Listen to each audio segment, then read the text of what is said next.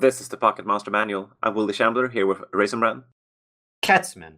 Catsman, Raisin Bran. MD, It's me, Austin. and Specs. Yeah. We're talking about Porygon-Z.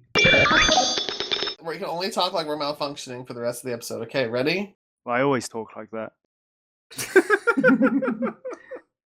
This thing's cool. I think on paper, as far as, like, I mean, I love the design, but on paper, I think it's probably like a top 5 most interesting Pokemon idea because of the way it plays off. Like, yeah, Porygon's totally man-made, and then we made like this cool upgrade, and then someone made malware, and now here we are with this thing.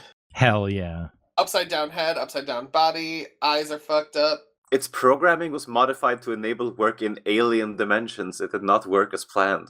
There's a part of me that kind of feels like this thing would maybe function better as a branch instead of like an evolution of Porygon 2.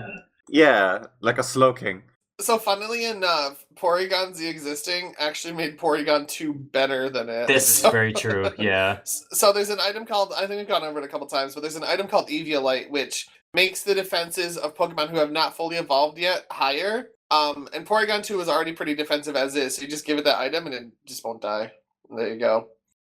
Yeah, Porygon-Z actually loses a bunch of defense upon evolution, and becomes like faster, so it's like an offensive version of Porygon 2, which is more defensive. It only gains 20 stat points total.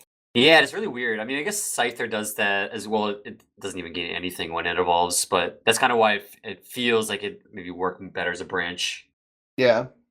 But I mean, regardless if it's of a branch or not, this is such a good design to me. Yeah, I love this thing. This is my favorite of the 3 for sure, and it's like one of my favorite Gen 4 Pokemon. In terms of it being a branch, I mean, it makes more sense to just be an evolution because it's like someone didn't check their code properly. They were like, "Oh, I'll just commit to main. It's fine. It should have been a branch."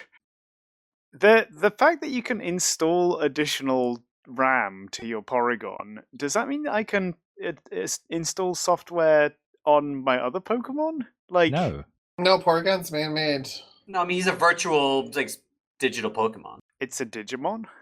Yeah. Shut up. It's a Digimon. Digirob? Digital Rob. It looks like, when you make something, when you model something roughly in Blender, and then you just add a load more triangles. The first load of more triangles you gets you to Porygon 2, and then you just go too far. Do you want to know why I was quiet for the whole of the start of this episode? I'd actually downloaded a Porygon model, chucked it in Blender, and stuck a Catmull Clark surface deform on it to see if I could get it to become a Porygon 2 and then a Porygon-Z. It doesn't quite end up looking like this, but it does look like a Porygon 2 after you do it. So, like, Pokemon on some level are pretty sentient things. So what is this like for the Porygon 2? Awful. Incredibly painful. That must be insane. This must be abusive on some level, right? Deeply. Yeah, unethical. If you know what's gonna happen, yeah, there's no way this should be like, okay. That being said, I do it. This is why, like, Greenpeace or PETA or whoever it is always, like, taking the piss out of Pokemon. This Pokemon is why. I always love an evolution that's shown to be like worse for the Pokemon. Like Weezing is the same way. Like Weezing is having a much tougher time than Coughing is. Yeah. And all the megas as well. Yeah, and Porygon-Z is the same way. Like evolution's actually been bad for it. I feel bad doing it, but seeing this thing launch a Hyper Beam off of its adaptability, which just powers up normal moves again, it's really fun. So This is a Pokemon that really benefits from being in 3D because like all of its move animations are just kind of like moving uncontrollably. yeah, it's hard to explain unless you see it, but it is so cool to watch in action. Are its shiny colors a shout out to anything? They look specific for some reason. All the Porygons have these same like blue and like whitish pink colors. I don't know if it's a reference to something though. It looks like a fucked up Swablu. Why do you think they called it Porygon-Z and not Porygon 3? It's not official. It's a corruption. So the item you use to upgrade to Porygon 2 is called the upgrade. But then the one you use to evolve to Porygon-Z is called the dubious disc, which to me feels like it's not official. It's a cracked Porygon. In fact, in Platinum, you find it in the Evil Team's base, so... Oh man, what if Team Galactic made this thing exist to, like, visit the Distortion world? Oh, that might make sense. Yeah, That's a good 'Cause it's idea. supposed to be Oh, because it like can exploring alien worlds. yeah. If Damn. somebody like, stole a Porygon 2 and like performed horrific experiments on it. Oh my I god. love that like lore idea. That's really cool. This like poses the interesting question that I guess like anybody can like make a brand new Pokemon, right? Like you can take like Porygon and write your own for like your own upgrade for it, and suddenly now you've got like a brand new Pokemon that I guess has to be recognized as like a brand new Pokemon. Thank you for giving me an idea for any tabletop I do in the future. Yeah, unlicensed bootleg Porygons flooding the market. Sick idea. Whoa. Hey kids, stop all the downloading. Don't copy that floppy. That's what I tell people when they're looking at my penis.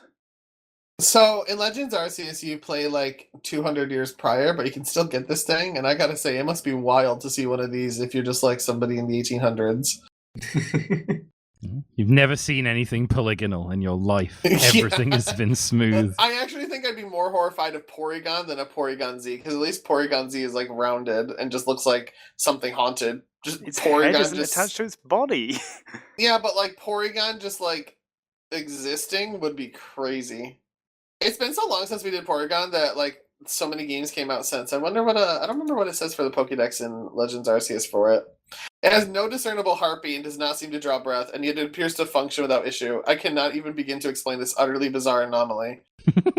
That's cool. I'm going back in time, bringing one Dorito and one Porygon. I bet I could make the Puritans love Doritos though. No, that's a sin. I don't care. Clearly, you've not been paying attention to John Harvey Kellogg. I don't pay attention. What does Doritos have to do with cereal, idiot? Jesus. Here's my question though: is like if this thing is completely made of programming code, like Porygon-Z, Porygon in general is made of programming code, right?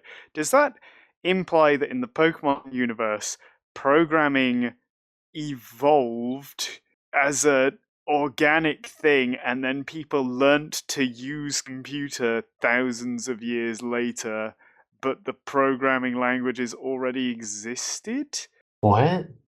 Well, if like in Hisui in Pokemon Legends Arceus, because Porygon is made out of computer code, right? He is. So the only reason it gets into Legends Arceus is because of these like time warp things. You don't find it natively necessarily. Oh. It's not just Yeah. there. Maybe you Wait. can make one with like 1,000 guys and like a really big abacus. Yeah. It's like you have to do like an alchemical summoning, but with just zeros and ones. I mean, Porygon kind of looks like a Trojan horse. You could just make one out of wood. Is there lore of like how Porygon was able to like synthesize itself like in the real worlds? It's just man-made, is what I'm saying. All Pokemon can be digitized, right? Because they're Oh, all yeah, that's a stored good in point. computers. Yeah, so you probably like make a Pokemon digital, you put it in a PC box, and then you like extract it from your PC box, and you've got like a Porygon. Do you think I could bootleg a Pokemon by like figuring out how to program like a Growlithe, and then be like, oh look, I programmed a Growlithe. Just like print my own Pokemon, 3D print them. It looks like it was just made with science and then just given the ability to make itself real, which is horrifying, especially when you look at what it can become. This Porygon-Z has only ever like shown up in one episode of the anime, and it's just like as a still image of its like key art because of Porygon's sins from like 20 plus years ago. Yeah. Porygon's sins? Yeah, when it gave all those kids seizures. Oh, Oh, I see. I had no idea what you were talking about. I was like, what did it do? The entire Porygon line has just been like eviscerated from the anime ever since. But like, it's interesting that that Porygon-Z still came about then anyway. You know what I mean? That Because is this was weird that there was years so much after. controversy about it. Like we were just talking a couple episodes ago about how they didn't want to do anything with Jinx because of all the controversy with her. But like Porygon has like a bunch of its own. I guess it's like less like racism though, and more just like gives kids seizures. There's a Mega Alakazam, right? Yes. Yeah. Because that's interesting given the whole Uri Geller Yeah, thing. good point. So it is just Jinx racism that they care about. But it was specifically Kadabra that was a problem, right? Yeah. for the Yuri it's Geller stuff. Kadabra. Is this name like derived from Yuri Geller in Japanese? Yeah, Am I remembering it's that right? called like Guriger or something. Yeah, so like I know they don't make Kadabra cards, so like it's pretty easy to just kind of like circumvent that if you're making the Mega Alakazam. Wow, I didn't realize they'd settled. Jeez. That happened Mhm. recently. Yeah, it was not that long ago. End of an era.